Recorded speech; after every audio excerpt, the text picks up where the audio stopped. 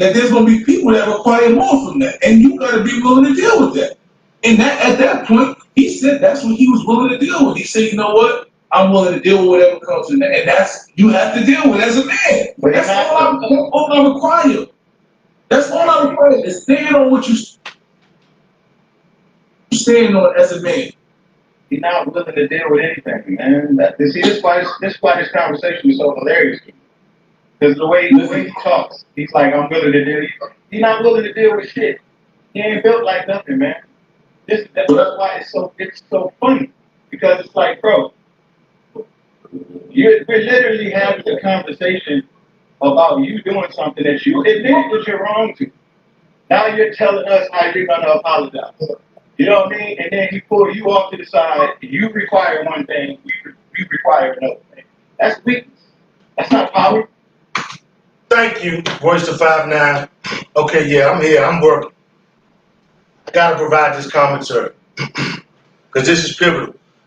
Now, aside from this is a huge issue in the online community with hip hop, with rap, and VLAD, and Mysonne, a good brother Mysonne, and a good brother Royce the 5'9".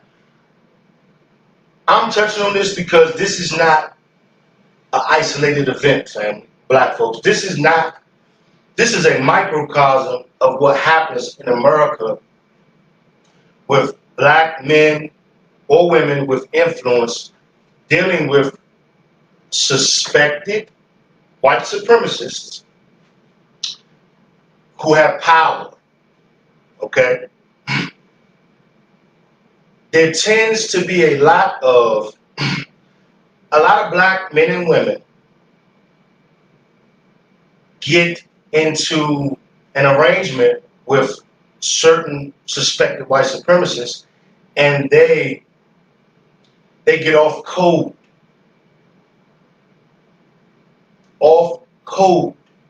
Okay? And that's what Royce the 5'9", that's what he just spoke on. And I'm glad he said that. Right in the beginning, right off top. So let's go. They don't do that. They don't do that. And you, of course, you're not going to go to him or you're not going to go to the rabbi and apologize. But if you go on one of their platforms that they own and you say something that they deem is anti-Semitism, you're for sure going to apologize.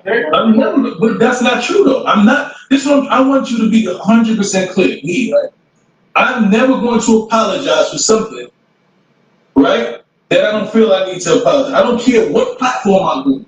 What I will do, I will acknowledge if I was wrong for something, I will right the wrong. I'll say I missed it.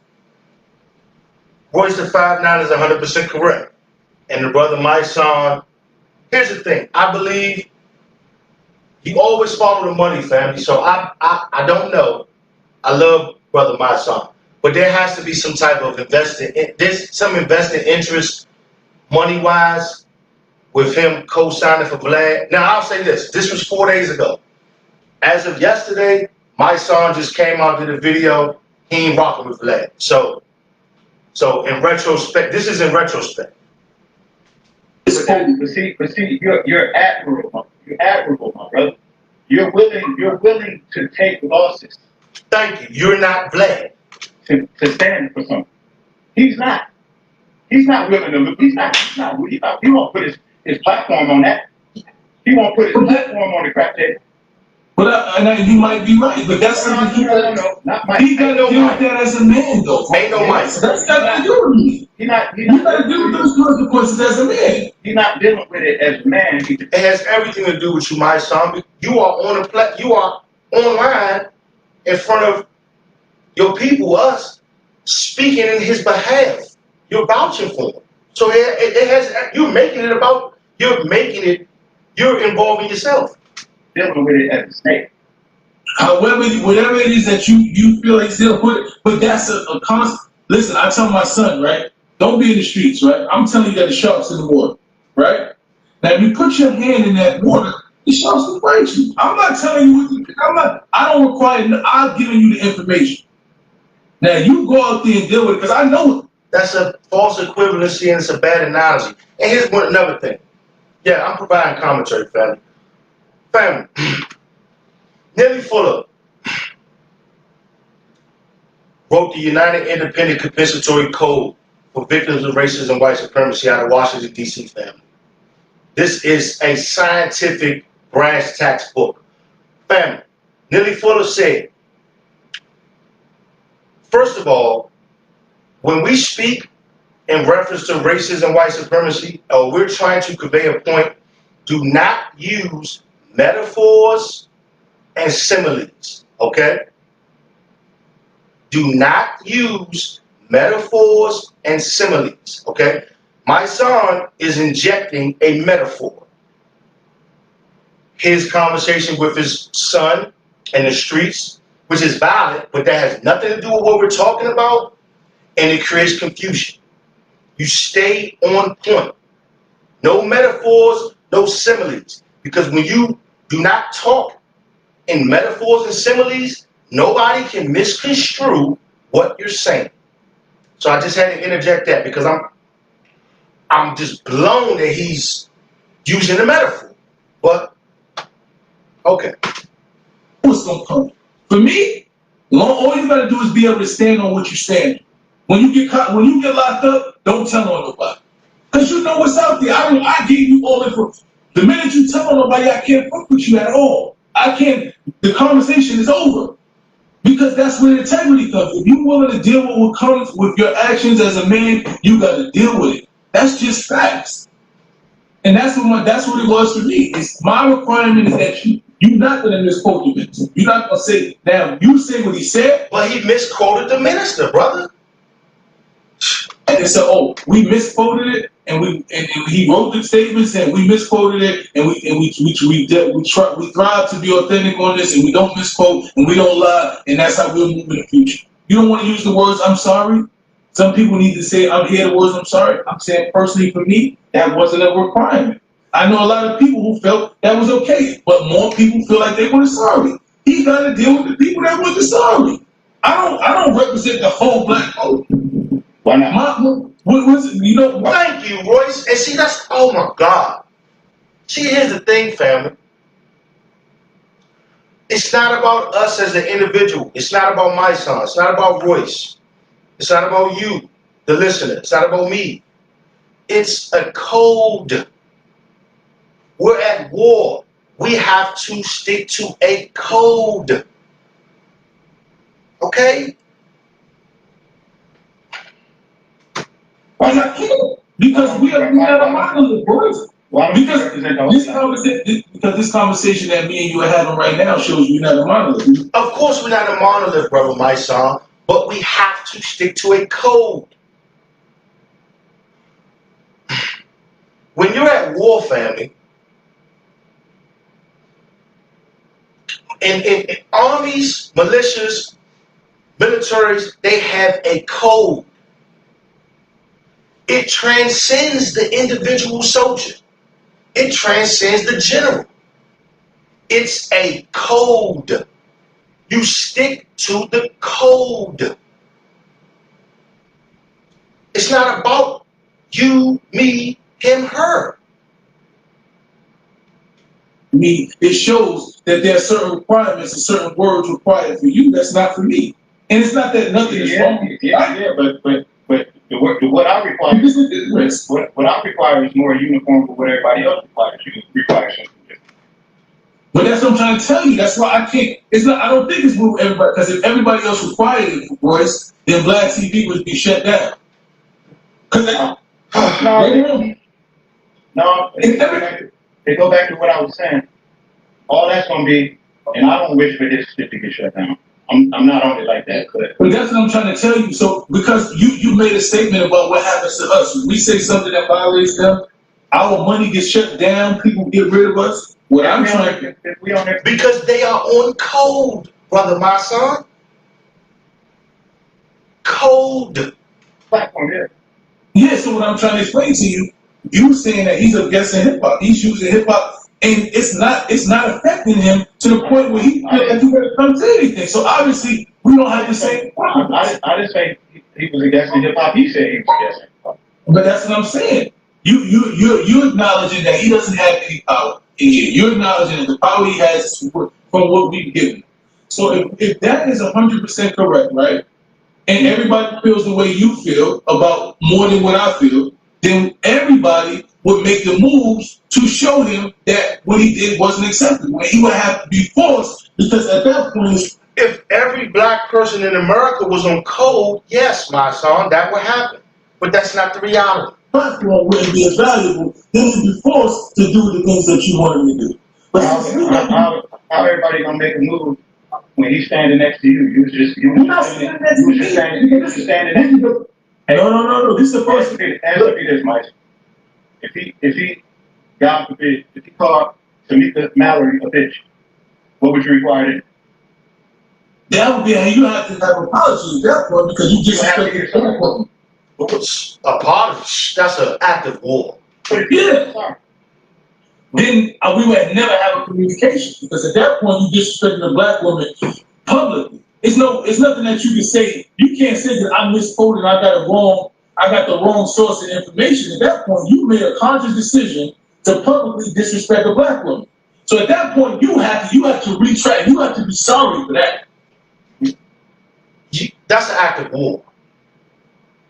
Why is that more serious than him disrespecting him? Because he didn't disrespect the minister. Because Yes, he misquoted a statement that came from somewhere. He got misinformation. And he explained that the information that I got was wrong. My son, family. A quote means it came from a source. Everything I say on my platform, you can quote it, and I will repeat it, because it came from me, and I mean it. You can't get something I say from another person or another source, and then they misconstrue it, and then call it a quote. That's impossible. A quote comes from an original source. VLAD quoted or misquoted Louis Farrakhan on his platform, which is at 4.8 million views, subscribers, and gets millions of views globally. That's beyond a problem. That's an act of war, Holmes. Immediately when I seen the full thing, I immediately fixed that situation. Yeah. That's what he did. He did fix it. Yeah. He did. He took down every video that was up there. He didn't. And he broke it. But see, that's what I'm trying to tell you. See, but that's what you saying, fixing is apologizing. My thing is making sure that the words he said, saying that the minister never said that. Taking down the shit that the whole interview that was up there that said he said that. That's fixing it. So you don't hold him, because those wasn't his words. He's quoting somebody else's word that gave him false information. VLAD considers himself a journalist, right? Yeah. Do you consider him a journalist? Yeah, that's not journalism. Journalists have quote unquote journalistic integrity. That's not journalistic integrity whatsoever. That's not journalistic integrity. You get information from another source and you call it a quote from the original, and it's not? Yeah, he's a journalist. So do you think as a journalist that he has a responsibility of fact checking? Journalist integrity. Yeah. Do you think he owes the culture at least enough respect to not be so inflammatory with some shit without even looking into it? How do you take a piece of a clip? Like, all it takes is a little bit more research just to figure out, to read into the whole thing. He already has a preconceived picture in his head of what the minister is. They've been on this smear campaign about. But that's not true. But that right there, I'm gonna be honest with you, that's not true, because prior to this situation, if you look, which I had facilitated, Nuri Muhammad was up there, Wesley Muhammad was up there, a number of the brothers from the NOI was up there. He was wrong. Nobody's trying to say that he wasn't wrong about this. But prior to this situation, there was no preconceived anything about the minister in the nation. I'm telling you what I'm telling you based off the conversation I had with him. Oh, no, I'm trying to. I'm telling you based on. I'm not giving you my assumption. I'm telling you what we talked about. He has an issue with comments that Minister Farrakhan has made over the years. He's made comments over the years. He said if it wasn't this particular comment, maybe I jumped out the window with this one, but he said other things, and I just don't feel comfortable saying sorry to him, knowing that he adopted the ideology.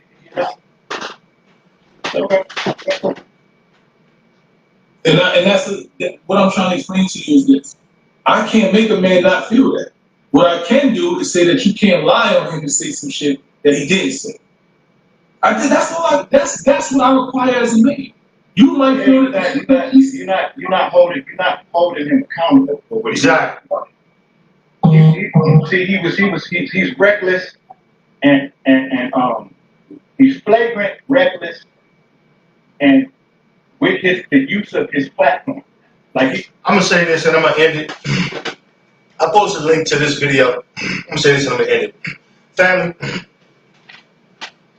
wars. When I say war, I'm speaking specifically about violent wars, gunfire, people's lives being ended. Okay, violence. Wars start, black folks, with words. Okay? Wars start with words. Conflict starts with words. When two parties are in a disagreement and they can't come to terms using words, then that's when it gets violent. Okay? This is a catalyst for war. First of all, we're already at war. But this is more evidence that suspected white supremacists with platforms and money and pseudo power use words to start wars, family. And I'll just say that.